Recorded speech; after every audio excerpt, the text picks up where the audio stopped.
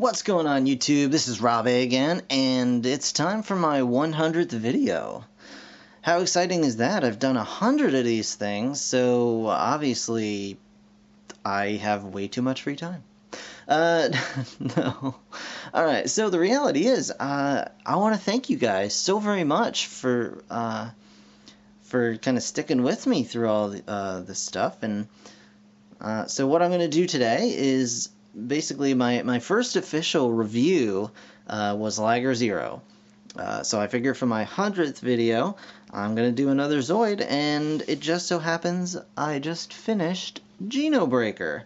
So we're going to take a look at Kotobukiya HMM High-End Master Model Geno Breaker. It's the Raven version.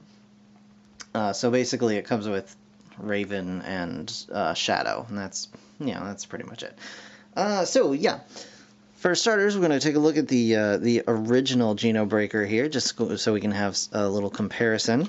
And he's pretty cool. I really enjoyed this guy when I was younger, putting him together, painting him up, and all that fun stuff. He has movable thumbs and not much else. But yeah, you can do that. That's pretty cool. And lift up his little thing. He's got a little kind of thruster back there, and he can whip his tail, and these little doodads go up and out like that. And yeah, you can kind of lift these, and it has an advantage over the new one, I think, right here with these. But anyway, that being said, we're gonna go ahead and take a look at the new guy. So scoot over, Geno Breaker, and meet Geno Breaker. Here we go. Alright, so this is HMM Geno Breaker, and I'm going to actually just move this guy out of the way completely. We don't really need him, and we'll do a quick look around here. So here is high-end master model Geno Breaker, and as you can see, I did not go with a red paint scheme on this guy. I decided to give him a black and green, because these are my brother's colors. He enjoys this, so I kind of made this in honor of him. And yeah, I quite like it. He's definitely got some quirks, like most of the HMM models do. But overall, I do like him. So we're gonna start out, I guess, with Articulation. I think that's how I do these. It's been so long, but yeah. So as you can see, So let me start out by saying this. He's very finicky, and a lot of his pieces are very fragile. You know, once it was painted, it does come with clear plastic bits to put over the eyes. I could not get those in because of the paint, and I could have sanded it all down, but once you get it started, it's like you have to put the piece all the way in, because trying to get it out, you're just gonna snap it. The plastic is pretty fragile.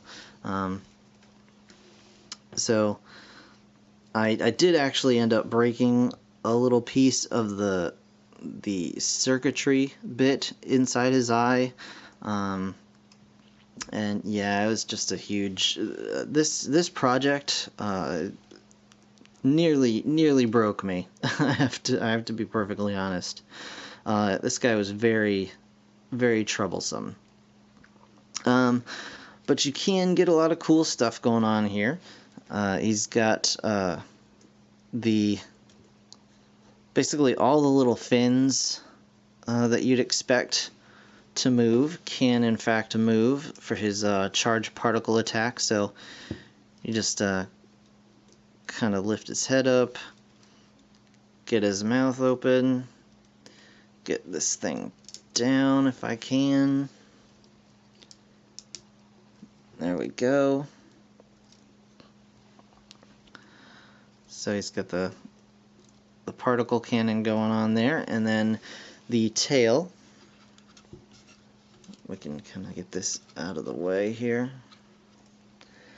So the tail has all the little flappadoos, and then you can also lift up and out the kind of heat exhaust system. And these actually have smaller bits that you can fan out as well. Here too.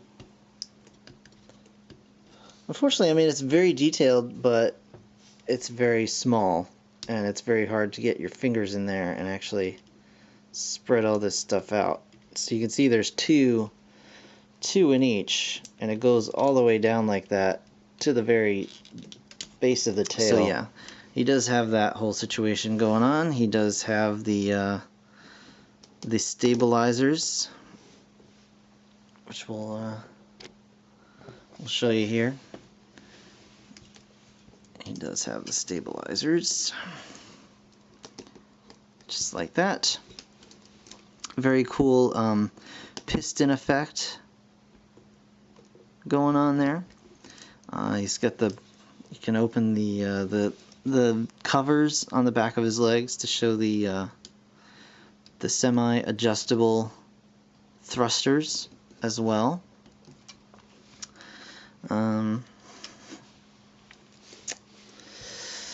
Yeah.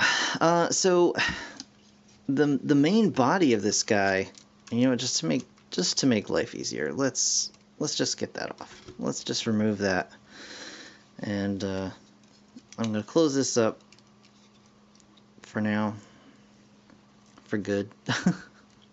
So I can just kind of show you the articulation of this guy. So he does have these the weapons on his legs as well, and we'll just show you that real quick. You do get the leg cannons, and you can kind of just pull the sides out to reveal a kind of a missile battery on the side here, and then this top part comes up to reveal little, I don't know if that's another weapon, like a laser or something, or a scanning device, or what, but he does get those on his legs. And these I'll probably just leave off because they stick onto his legs, but not very securely. They do not like to stay on at all. So I may knock those off in the process of reviewing this guy. Okay, so he does get his little his head blade, his stabby unicorn of evilness going on here. His head can go, of course, up and down. It's on a ball joint. It can go around fairly decent amount. He does have, of course, the mouth, which can chomp things like so. This guy's articulation is rather limited in the torso, like in the midsection. A lot of the HMM Zoids have a whole lot of articulation in the midsection. This guy, not so much. It's rather limited, and I think part of it is due to the you can see the green kind of veins going down the back of his spine and his neck, and I think those do inhibit articulation a little bit, and those are also kind of a pain to get in there. So, be warned. Be warned.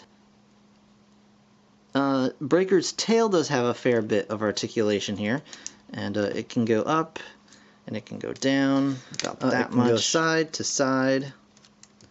Unfortunately, in doing so, it knocks the tail loose. Go side to side. It can turn at each of these segments, and actually it can go up or down at each of these segments as well, just a little bit, but you can get some decent tail poses out of him, like so.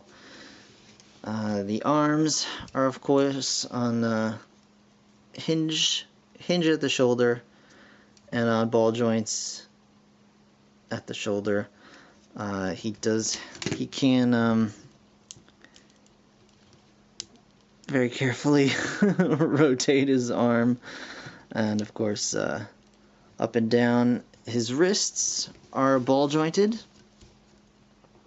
and they are meant so that you can take his hand off, and I will try and show you that, hopefully without breaking anything. So you can take his hand off just like that, and I'm not going to attempt to pull that ball joint out, but you get this extended piece that that his hand can plug into, like so, and then you just plug that into there, and you get Geno Breaker's arm, like reachy, grabby, I guess, blast off and kill arm. So you do get that, and that's pretty cool. It's a nice effect piece, but unfortunately, the bit that it originally goes on, it's just soft plastic, and I'm really afraid of breaking this thing. So please forgive me that I'm not pulling everything out and showing it properly, but that's as far as I'm willing to go. He does have articulated fingers, and these are very sharp, by the way, the fingers. Also, he has super sharp elbows. You could actually draw blood on those too. He does come with a connector piece that can be removed, in theory. There we go. So he does come with that connector for attaching him to a display stand. So he does have that. You can see on the bottom here where I forgot to actually paint a couple of pieces, but yeah. His toes are not really articulated. His legs, of course, on the same sort of up and down as the arms, but these can kind of move front to back as well. And of course his legs swivel at the hip, and he has just one joint in his leg here at the knee, and then another much smaller joint down at the bottom where it connects to the foot, and that's that. And then of course the foot itself is on a swiveling pin, so you can turn that around pretty well. Okay, so very quickly I want to show you guys the Zoid core of this guy here. And to do that, we're just going to pull this whole section right out. There we go. Just like that. And you can see we have the cockpit here, which we can open up and just pull this bit off. You can see the pilot's chair in there, and we'll grab our little bitty pilot Raven that you get with this set. There he is, very nicely painted on that. We'll just stick him in the seat. And while it's open, I'll come back here and show you the core itself. You do get this little shadow Zoid core. Very different, very unique compared to the other high-end Zoids. I think it's awesome that they went ahead and did this, so it shows the fused shadow with the Geno Soarer core to form the Geno Breaker, and you just pop that in, close it all up, and then you can just come back in here and just slide the whole thing right back up in his chest.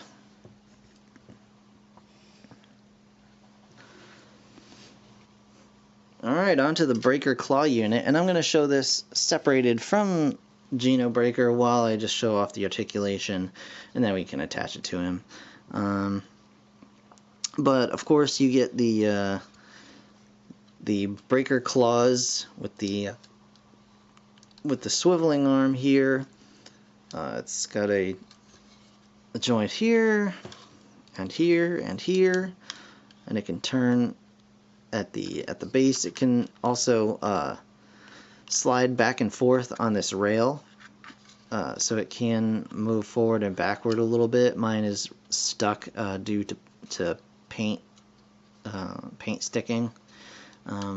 Like I said, painting this guy was kind of a nightmare this time around, so I'm not necessarily pleased with how that all ended out, but you know, you do what you can. It of course has the awesome claws.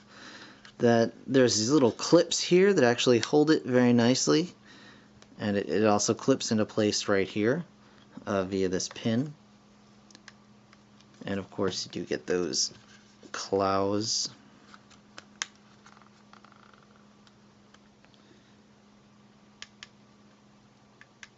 Just like that. So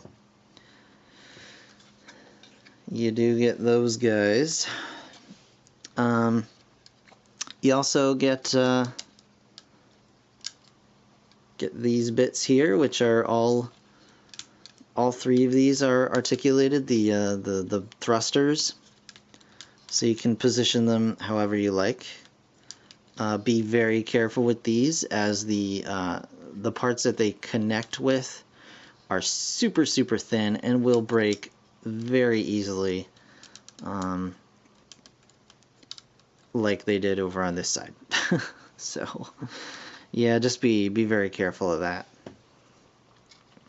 Other than that, yeah, we're just gonna kind of show them off with some other stuff, and I think that'll be kind of the end of it. Okay guys, so here you can see Breaker with Shadow Fox as a quick comparison, and you can definitely see that there is an obvious size difference between the two of them. I'm gonna move Breaker right over here and move this guy back so I can show you Geno Breaker with Fury here. And again, there is a size difference. Fury is actually a bit larger than Geno Breaker, and definitely more intimidating looking, I have to say. I love the Geno Breaker. I love the design, but I gotta say, Berserk Fury looks like he could take him. I do really like the contrasting color schemes that I have going on here, because I think it's just very nice, like night and day, totally contrasting.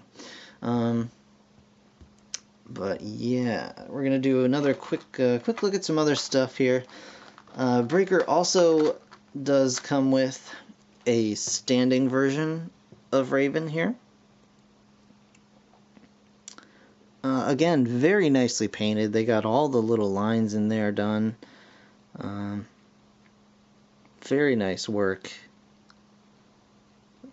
especially for something this small. And of course, you do get Shadow as well.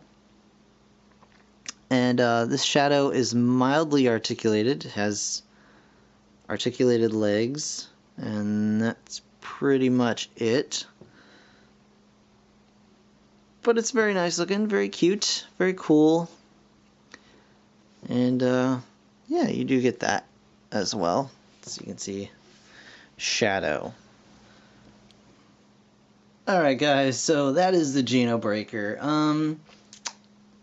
Would I recommend this guy? That's kind of a tough one. It's a cool set. I love the design. And you know what? If you're not planning on painting it, if you just want to get it and put it together as is, it's probably fine. It's probably going to be just fine. But once you try applying layers of paint to it, it becomes very finicky, very fragile. This paint job was a nightmare. I'm going to be totally honest. It was not fun. It's not bad. It's not a bad model kit. It's just, it's too fragile. The plastic is too fragile. there are parts that should be ABS but are not. And it's a real finicky set, so you have to have a lot of patience. And I know this set took me a long time. I know you guys have been asking for this review for a while now, and I know it's taken me a very long time, and this is why.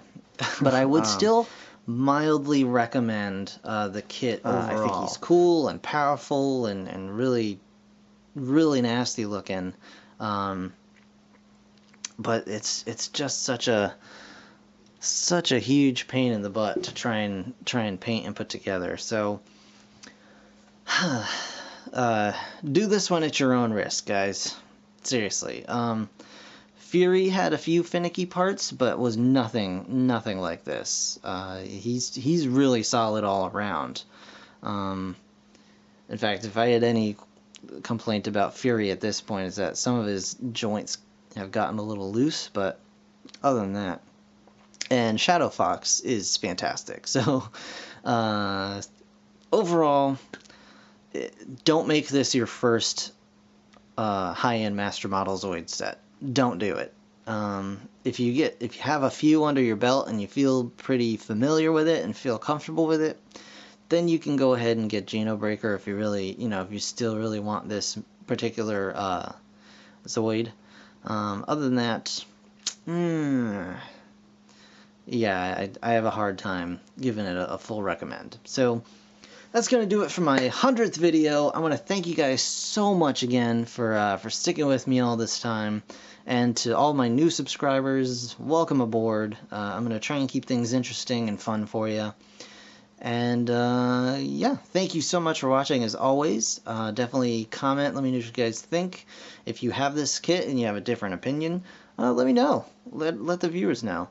And if you liked this video, found it helpful, if I talked you in or out of buying this guy, throw me a like. And absolutely keep on subscribing, guys, because I got a lot more coming along. And I hope to see you for another 100 videos and 100 more after that.